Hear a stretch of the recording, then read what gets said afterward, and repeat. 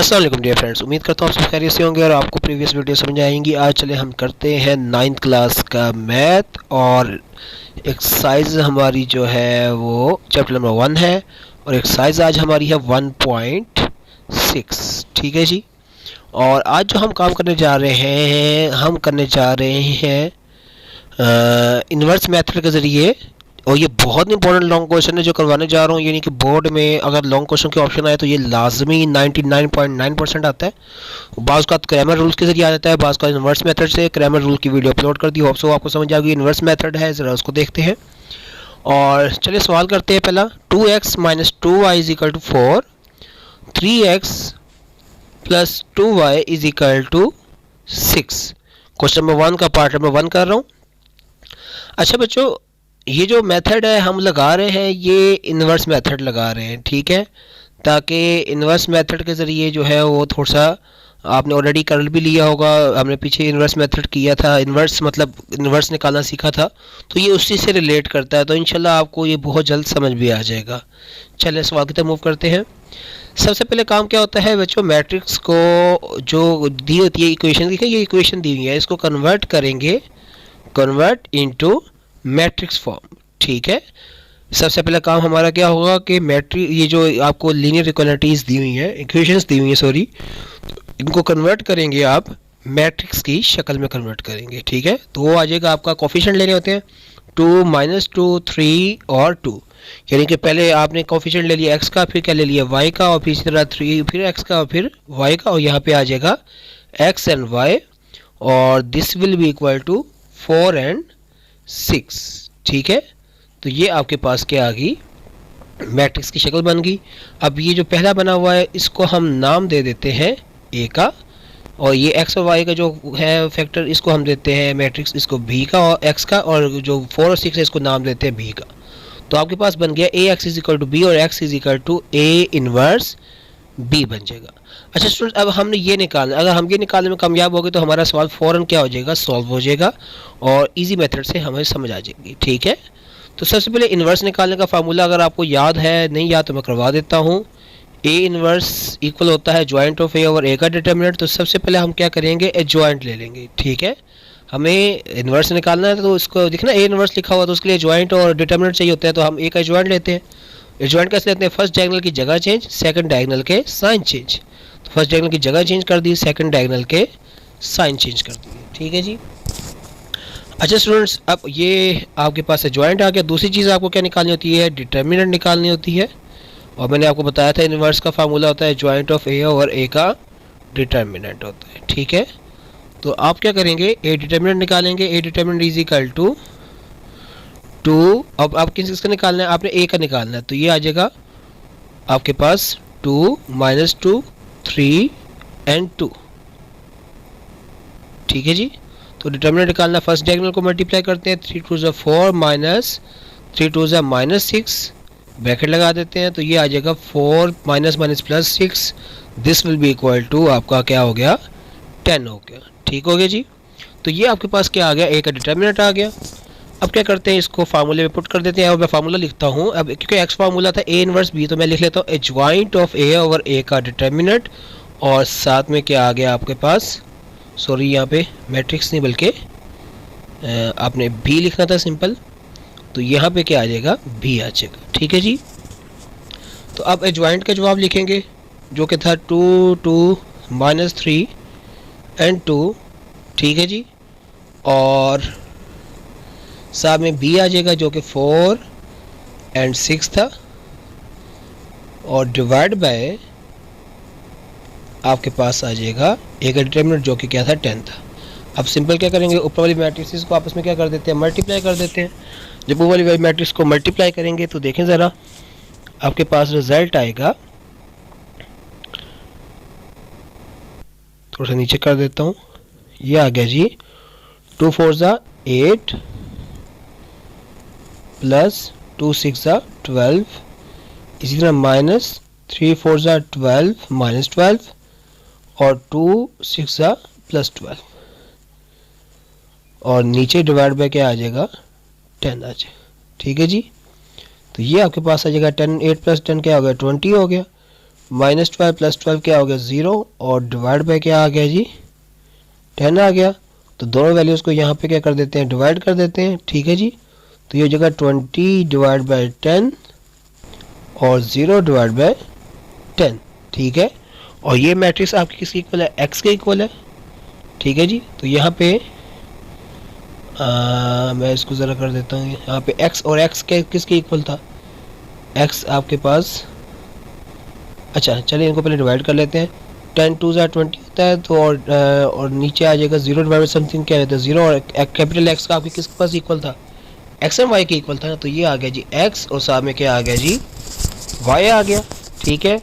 और equal matrix बच्चों यहाँ पे रूल लगता है, इक्वल मैट्रिक्स के मुताबिक पहले एलिमेंट पहले के इक्वल होता है और दूसरा दूसरे के। अगर इक्वालिटी तो हम लगा तो x इज इक्वल टू क्या आ गया यहाँ पे 2 आ गया और y इज इक्वल टू क्या आ गया 0 आ गया, और ये आपके पास क्या आ गया आपके आंसर आ गया, ठीक है। x भी आ गया और y भी आ गया, आपको यही x और y निकालना था।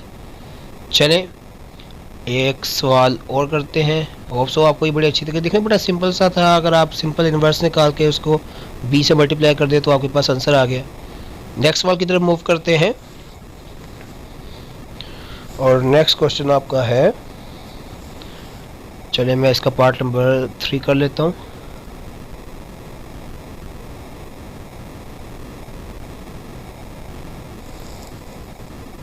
Four x plus 2y is equal to 8 और 3x minus y is equal to -1, ये आपका सवाल है जी। चलें इसको देखते हैं। सबसे पहले काम क्या करना होता है, मैट्रिक्स की शक्ल में कन्वर्ट करना होता है। तो 4 2 3 एंड -1, और यहाँ पे आ जाएगी मैट्रिक्स x एंड y, और this will be equal to 8 and -1, ठीक है जी। तो बड़ा सिंपल सा काम है, पहले इक्वेशन को मैट्रिक्स की शक्ल में कन्वर्ट करें, a x और ये आपका क्या बन गया b बन गया। तो यहाँ से a x is equal to b लिख सकते हैं और x is equal to a inverse b, ठीक है। a उधर जाके क्या हो जाएगा a इनवर्स में कन्वर्ट हो जाता होता।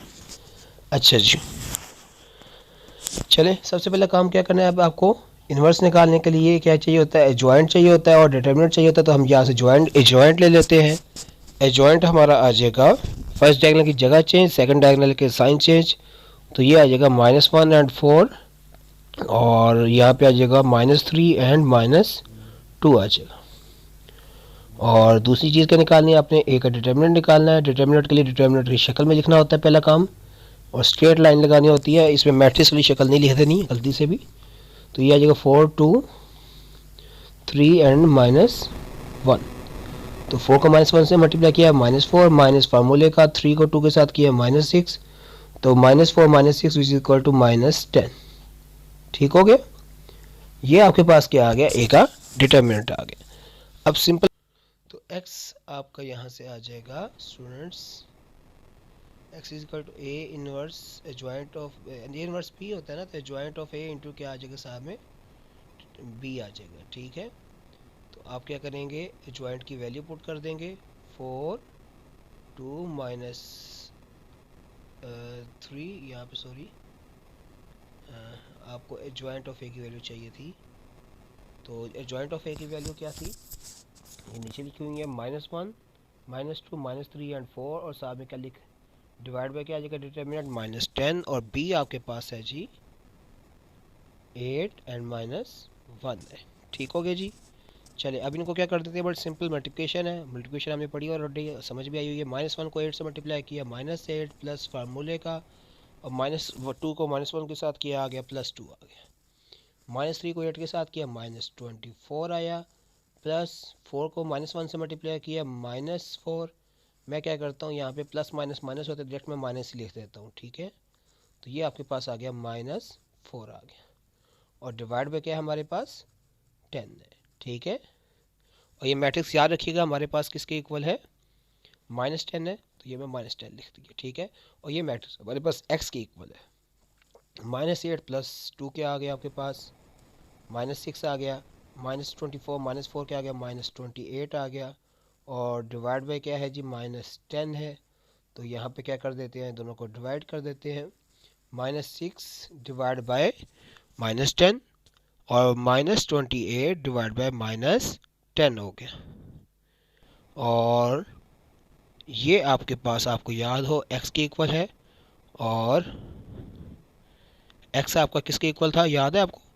वो था मैट्रिक्स में x एंड y। ठीक है जी। तो यहाँ से क्या आएगा बच्चों, कैंसिल करें, माइनस से माइनस कैंसिल हो जाएगा।